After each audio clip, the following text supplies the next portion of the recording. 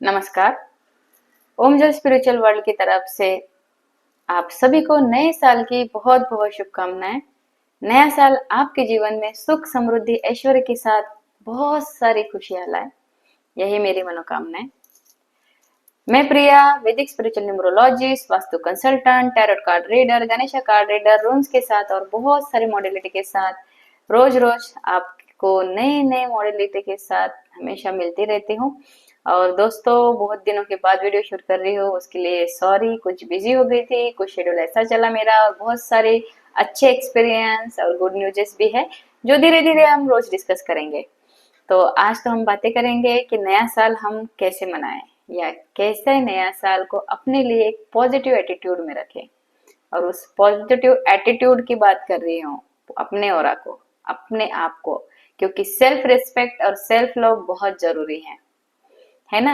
अभी ये नहीं कि प्रेडिक्शन, अभी मान लो अगर मैं न्यूमरोलॉजिस्ट और बोलो कि 1 से लेकर 9 नंबर हर एक का अलग अलग रहेगा, तो इसके लिए तो वो, उसके लिए तो ज्यादा टेंशन नहीं लेने का, बिल्कुल भी नहीं। टेंशन लेने का नहीं, टेंशन देने का है ना। तो बिल्कुल ऐसा ना करे। एक एक सोच रखे कि जो भी हो, जैसा भी हो, मेरा तो बहुत अच्छा होने वाला है 2025। जैसे आप सब लोग जानते हैं कि 2025 से मंगल का साल है, तो इस साल कुछ अच्छी चीजें, कुछ नेगेटिव चीजें, कुछ पॉजिटिव चीजें मिला जुला के सब अच्छा ही होने वाला है। बस यही सोचो, है ना। क्या होता है ना कि पहले ही सोच लिया कि ऐसा होगा ऐसा होगा, तो कोई मतलब नहीं है। वैसे आपको बता दो, मंगल का साल है तो मंगल मंगल ही होगा। सबसे हाई एनर्जी है 9 नंबर। तो इस एनर्जी का हम अपने लिए एक पॉजिटिव, एक पॉजिटिविटी के साथ अपने जिंदगी में इसको हम लाएंगे, और अपने जीवन को एक नई दिशा देंगे, एक नई राह देंगे, और एक बहुत बड़े सक्सेस पे खुद को ले जाएंगे। तो चाहे कुछ भी हो ना दोस्तों, अब जो हो गया वो हो गया। 2024 तक जिसका जो हुआ, जैसे भी हुआ, बहुत सोचा, बहुत कर लिया, छोड़ दो। नया साल है, नई उम्मीद के साथ हम आगे बढ़ेंगे, और हम हमारे जिंदगी के लिए, खुद के लिए कुछ करेंगे ना। क्या हुआ लोगों का सोच के, इसने ये हुआ वैसा हुआ, कोई फर्क नहीं पड़ता। जिस दिन आप खुद की रिस्पेक्ट करोगे, खुद से प्यार करने लग जाओगे, उस दिन लोग आपकी रिस्पेक्ट करेंगे। ठीक है। चाहे कुछ भी हो जाए, सिचुएशन कैसी ही क्यों ना आ जाए, कभी गिव अप तो नहीं करना है, बिल्कुल भी नहीं। हालात कैसे भी हो, उम्मीद कभी ना छोड़े। हालात कैसे भी हो, उम्मीद कभी ना छोड़े। किस्मत भी, किस्मत भी हार ना मानने वालों पे ही मेहरबान होती है। चाहे मृत्यु क्यों ना आ जाए, चाहे मृत्यु ही क्यों ना आ जाए, लेकिन कभी हार ना मानो। तो दोस्तों, अगर हम इस चीज के साथ कभी भी गिव अप नहीं करना चाहिए, और इसी एटीट्यूड के साथ, इसी पॉजिटिविटी के साथ हम आगे बढ़ते, तो 2025 हमारे लिए बहुत बहुत अच्छा रहेगा। आप 2025 में अच्छे कर्म करें, किसी का बुरा मत करें, किसी के बारे में बुरा मत सोचे, है ना। आप अपना कर्म करें, अपनी अच्छाई करें, चाहे कुछ भी हो जाए, कितनी भी परेशानी आ जाए। एक बात जरूर याद रखना कि भगवान जी हमारे साथ ही रहते हैं। वो भले ही कितने भी एग्जाम ले ले, पर वो अपना हाथ कभी नहीं छोड़ते हैं। वो एक दरवाजा बंद करेंगे, 10 दरवाजे आपके लिए ओपन करते हैं। तो उम्मीद कभी ना छोड़े, उन पे ट्रस्ट रखे, दिल से उनको याद करे।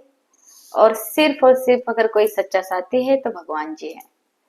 जी हाँ, हर सिचुएशन में, चाहे सिचुएशन कैसी भी हो, आपको ले तो जाएंगे उस तक, बाहर भी वही निकालते हैं, है ना। इसलिए मैं बोलती हूँ कि आप जो है भगवान पे जीवित, भगवान पे ट्रस्ट करें, विश्वास रखें। यही बोलो कि करवता करवेता तो वही है। हमें नहीं पता होता है हमारे लिए क्या, हम तो बहुत प्लानिंग प्लॉटिंग कर लेते हैं, पर वो जाते हैं कि हमें क्या, हमारे लिए क्या अच्छा है, बेहतर से बेहतरीन देते हैं, बहुत ही अच्छे से।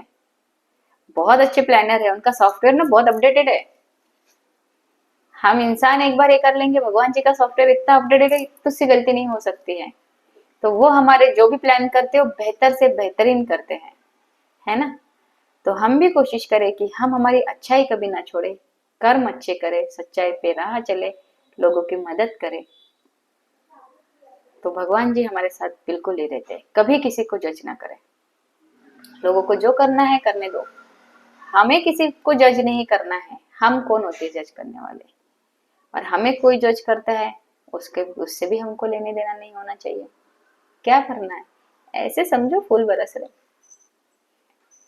क्योंकि क्या होता है, ये किसी को नहीं पता होता है कि होता क्या है ना। अब उनकी हर किसी को थोड़ी पता है कि हमारी एबिलिटी क्या होती है। तो जिसको जैसे लगता है वैसा सोचने दो। आप अपने कर्म अच्छे से रखो, सही मार्ग पे चलो, अच्छे से रखो, और 2025 में अपनी जिंदगी में खुशियां ही खुशियां लाए। आपके सारे भी ड्रीम्स आप पूरे करें, उस मेहनत करें। ऐसा नहीं होगा कि बस सोच रहे और पता चला कुछ करा ही नहीं। 9 नंबर है, मेहनत मांगेगा। काम करोगे, मेहनत करोगे तो फल मिलेगा, ये मत भूलना। जाएंगे अपन डिटेल प्रेडिक्शन के साथ, आऊंगी मैं अभी इन सारी चीजों को लेके कि कैसा रहेगा सबके लिए। पर हम जब अपनी चीजों पे आते हैं तो वो चीजें जरूर करना चाहिए। तो कोई टेंशन लेने का नहीं, टेंशन देने का। हाँ, सही बोल रही हो। जिसको जो सोचना है करने दो जज। ना एक एटीट्यूड रखो, एटीट्यूड बोल रही हो, ईगो पे मत जाना। कोई ईगो से सिर्फ बर्बादी और बर्बादी ही होती है। ईगो के चक्कर में अच्छे अच्छे लोग बर्बाद हो सकते हैं, और होते ही है, हो सकते हैं नहीं, होते ही है। पॉजिटिव एटीट्यूड एक अलग टर्म है, एक अलग बात है, ठीक है। एटीट्यूड जब भी आता है ना, जब बहुत मेहनत करके, बहुत भगवान के एग्जाम पास कर करके, पूरा घिस घिस के, पूरा टूट कर जो बाउंस बैक अपने लाइफ में करता है, उसी के पास वो एटीट्यूड आता है। और एक हिम्मत आती है, एक स्ट्रेंथ आती है, और वो देने वाला सिर्फ और सिर्फ भगवान। इसीलिए मैं बोलती हूँ, बहुत सारी चीजें होती है लाइफ में। मैं तो अभी बहुत सारी चीजें ऐसे जानती हूँ, धीरे धीरे शेयर करती रहूंगी, कोई बात नहीं है। क्योंकि जो जैसा करता है वैसा मिलता भी है। जो जैसा कर्म करेगा उसको वैसा ही मिलेगा, चाहे वो कितना भी कुछ कर ले। जहां भगवान जी अपने कर्म से नहीं छूटे, तो हम तो छोटे से इंसान हैं, इतने से छोटे से इंसान, तो हम कहाँ छूटेंगे? कृष्ण भगवान अपने कर्म से नहीं छूटे,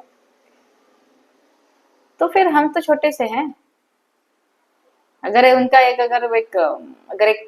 छोटा सा एग्जाम्पल भी दे दूं, जब वो राम जी के अवतार में थे, बाली जी को छुपके से बाण मारा था, ये स्टोरी सभी को पता है। और जब वो द्वापर युग में कृष्ण बन के पैदा हुए, तो वो छोटे से बाण ने वही एक आदिवासी बन के, भील बन के आया, बाण से उनकी मृत्यु हो गई।